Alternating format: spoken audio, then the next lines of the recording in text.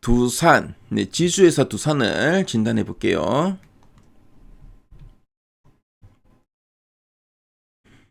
지금 두산에 최근 3개월 주가 추이가 나와 있고요.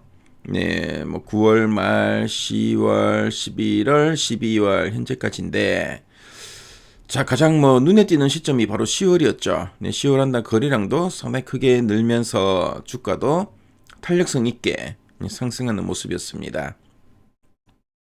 하지만 11월부터는 이런 좀 행보하는 흐름이 계속 좀 이어지고 있는데요. 앞으로 어떤 방향으로 나아갈지 이따가 탐방 리포트를 통해 한번 살펴보도록 하겠습니다. 최근 3개월 동안 증권사에서 제시하고 있는 향후 1년 목표 주가 평균값은 얼마인가 보니까 125만 6천 원이네요. 현재가 대비 상승률은 59.79% 정도 됩니다. 자, 그럼 탐방 리포트 한번 보도록 하겠습니다. 자, 두산으로 검색하면은 두산이 들어간 종목들이 다 나옵니다. 참조하시고요. 그래서 뭐 11월부터 목표가 제시된 거 보니까 120만 원, 그렇죠. 120만 원, 137만 원.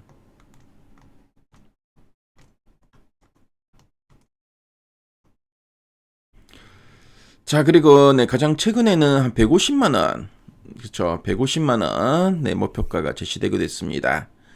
자, 뭐 가장 최근에 리포트 좀 보니까 뭐 결국은 기회가 될 거래라고 되는데요. 자, 어떤 내용이 있나 핵심 내용 한번 보도록 하겠습니다. 자, 이 지주회사 두산, 두산은 건설 기계, 에너지, 로봇, 반도체 소재 등 여러 사업을 하는 큰 그룹 회사로 보시면 되겠죠. 특히 최근에는 뭐 두산 박해, 두산 에너빌리티, 두산 로보틱스, 두산 뭐 DSD 등이 주요 계열사로 좀 성장하고 있고요. 그 중에서도 요즘 뭐 눈에 띄는 회사가 바로 두산 로보틱스죠. 협동 로봇 분야에서 국내 1위로 빠르게 성장하고 있습니다. 그래서 이런 두산 그룹의 바로 지주자 역할을 하는 회사가 바로 두산이다라고 보시면 되겠고요. 자, 그럼 두 줄 요약 부분 한번 보도록 하겠습니다.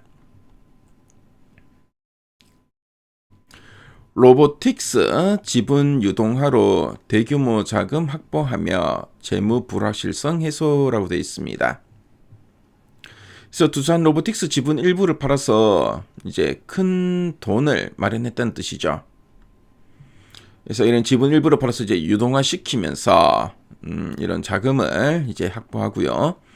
자, 이로 인해 회사 전체에 뭐 이런 뭐 빚 걱정이나 뭐 재무 상태에 대한 불안이 많이 줄어들었고, 앞으로 뭐 돈 쓰기나 뭐 투자하기가 훨씬 자유로워졌다. 이런 의미로 이해하시면 되겠습니다. 자, 그리고 이제 두 번째 포인트 살펴볼게요. 반도체 웨이퍼 증설과 SiC 실리콘 카바이드 확대를 통한 중장기 성장 기대라고 되어 있죠. 그래서 자회사인 두산 DST에서 반도체용 실리콘 웨이퍼 생산을 좀 늘리고 있고요. 특히 실리콘 카바이드라는 고성능 소재 사업도 크게 키우고 있다. 뭐 그런 뜻으로 보시면 되겠습니다. 그래서 반도체 수요가 계속 늘고 있죠. 그래서 지금 뭐 메모리 반도체 같은 경우에는 뭐 2026년에도 여전히 업사이클이 계속 진행될 걸로 보여지는데요. 자, 이렇게 반도체 수요가 계속 늘어나는 상황에서 이런 투자가 성공하면은 앞으로 뭐 몇 년 동안 그 회사의 매출과 이익이 크게 성장할 것으로 기대된다. 뭐 그런 의미로 보시면 되겠습니다. 자, 그럼 아랫단에서 좀 더 구체적인 내용 한번 보도록 할게요. 그래서 두산 로보틱스 지분 유동화와 자금 조달 효과에 대해서 나와 있죠. 그래서 뭐 앞에서 우리 두 줄 요약본을 봤지만 두산 로보틱스 지분 일부를 팔아서 큰 돈을 마련했다라는 이야기 나오죠. 그래서 지분 18%에 대해 PRS 계약을 체결해서 9,477억 원을 조달했고, 지분율은 68%에서 50%로 이제 하락했다고 합니다. 추가 지분 매각 계획은 없다고 이제 공시를 했고요. 경영권 안정성을 이제 유지하겠다라고 하고 있고, 그래서 이제 가용 자금은 이제 2조 1,600억 원으로 확대되었다고 합니다. 그래서 그동안 뭐 자사주 활용이나 유상 증자 가능성 등 이런 자금 조달 우려가 좀 제기됐었는데 이런 우려감이 이런 공치를 통해 어느 정도 해소되었다라고 보시면 되겠죠. 자, 그리고 또 이제 SK 실트론 인수 가능성에 대한 이야기가 좀 나오고 있습니다.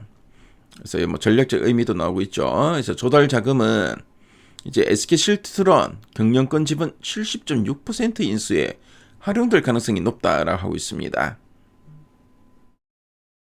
그래서 실제 인수가는 약 2조 원 초반 수준이다라고 하고 있고요. 그래서 지금 보니까 전략적 의미를 보니까 글로벌 메모리 업체 중심의 안정적인 고객 구조로 중장기 현금 창출력이 이제 우수한 회사이기 때문에 이번에 이렇게 좀 인수를 좀 추진하고 있다라고 하고 있습니다. 자, 그리고 반도체 웨이퍼 증설과 성장 모멘텀에 대한 이야기도 좀 나오고 있죠. 그래서 구미 300mm 웨이퍼 공장은 최대 캐파 2배 확대를 좀 예정에 하고 있고요. 미국의 SIC 실리콘의 카바이드 웨이퍼 공장의 생산 능력을 10배 이상 증설할 계획이라고 합니다. 그래서 이렇게 증설을 상당히 적극적으로 하네요. 그래서 2027년 전후 완공 시에 에비타는 1조 원 이상으로 레벨업이 기대되고 있고, 실리콘 카바이드 웨이퍼는 높은 단가와 마진 구조로 수익성 개선폭이 크게 늘어날 걸로 좀 보고 있습니다. 자, 그리고 이 자체 사업 쪽에도 실적 개선 흐름이 좀 나타나고 있다라는 이야기 좀 이야기되고 있죠. 그래서 전자 부분은 안정적인 수요와 높은 마진 구조로 실적 성장이 지속되고 있고, 그리고 DDI하고 두타몰이 또 안정적 이익을 또 기여하고 있습니다. 자, 로보틱스는 단기로는 좀 적자가 지속적인데 중장기 성장 옵션으로 유지되고 있다라는 이야기 쭉 하고 있죠. 자, 그래서 투자 포인트 리스크를 보니까 이렇게 앞에서 봤지만 이렇게 대규모 자금 조달을 합니다. 그래서 로보틱스 지분을 유동화시키면서 대규모 자금 조달을 하죠. 그래서 불확실성 해소와 M&A 실행력을 확보했고, 반도체 소재 사업의 구조적 성장과 실리콘 카바이드 웨이퍼 확대가 핵심 모멘텀이다라는 이야기하고 있습니다. 자, 리스크가 나오죠. 단기적으로는 반도체 업황의 변동성, 인수 진행 과정에 변수가 존재한다라는 이야기 나오는데요. 자, 그럼 상세 보기를 클릭해서 리포트 원문 한번 보도록 하겠습니다. 자, 리포트 원문을 보면은 앞에서 우리가 핵심 내용 보기에서 봤던 내용이 쭉 나오죠.